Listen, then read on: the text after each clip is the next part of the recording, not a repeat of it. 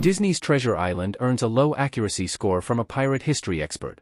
Released in 1950, Treasure Island is an adaptation of the 1883 book by Robert Louis Stevenson.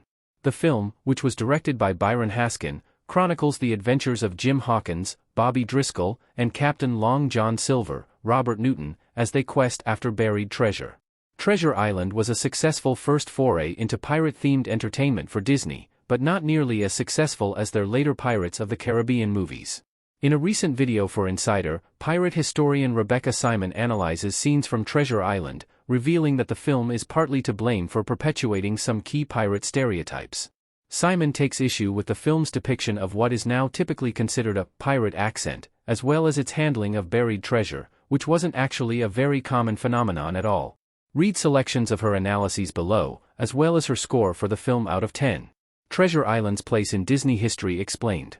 Why the 1950 Disney film is so significant. Cast of Treasure Island gathered around a treasure map. Snow White and the Seven Dwarfs was released in 1937, marking the first ever feature-length Disney movie. The film was a massive success for the company, and it was followed by Pinocchio and Fantasia in 1940. While many of Disney's films from the 40s would not go down in history as some of their best, the decade did see the release of Dumbo, 1941, and Bambi, 1942, two animated classics. The next decade would start on a high note, with Cinderella releasing in 1950. Disney was, at this time, a company known for their animated movies. Treasure Island, however, marks the company's first ever live-action venture. 1940 SIX's Song of the South did feature live-action elements, but these were blended with animation.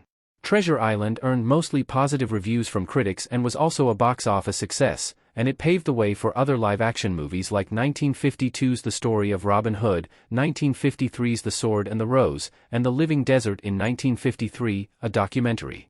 Despite this string of live-action releases, Disney remained best known for its animated offerings.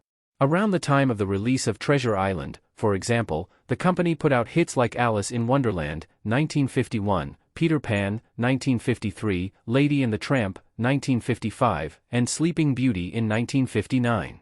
In later decades, however, live-action movies would become a core tenet of Disney's brand, and this is evidently thanks in large part to Treasure Island, despite the movie's inaccuracies.